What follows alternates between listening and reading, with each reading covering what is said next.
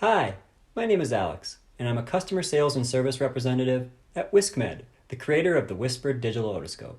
Welcome to our Wispr tip video series, where we provide helpful tips to users so they can get the most out of their device. If you'd like to contact us, our phone number is 608-729-7234, and our email is WiscMedsupport@WiscMed.com.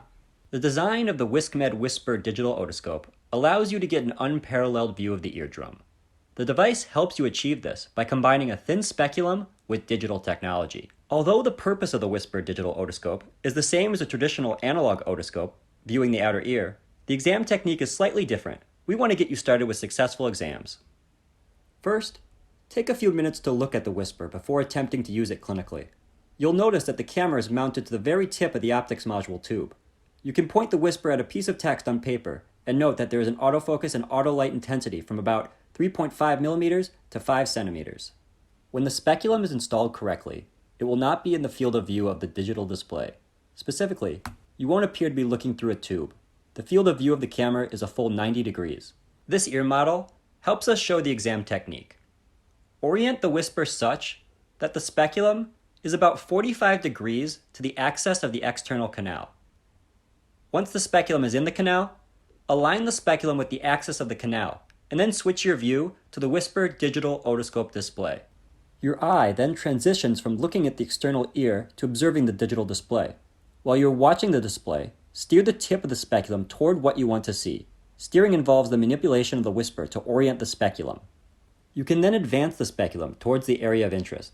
The successful technique consists of locating what you want to see, and then steering and advancing towards that area.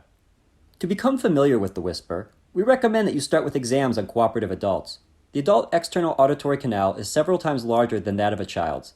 Those of us at WiscMed commonly use volunteer family members. Once you are comfortable with adults, making the transition to children is much more comfortable.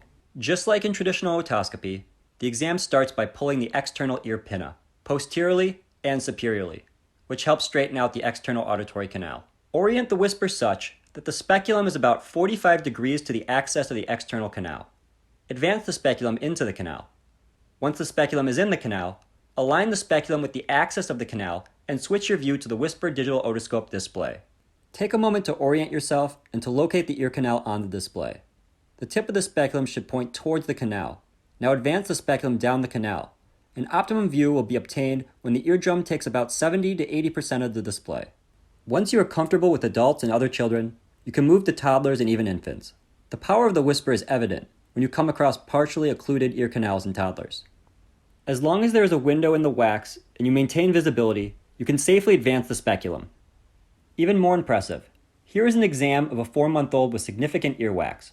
Note, the Wispr can steer through the window in the wax to get a beautiful view of a normal eardrum.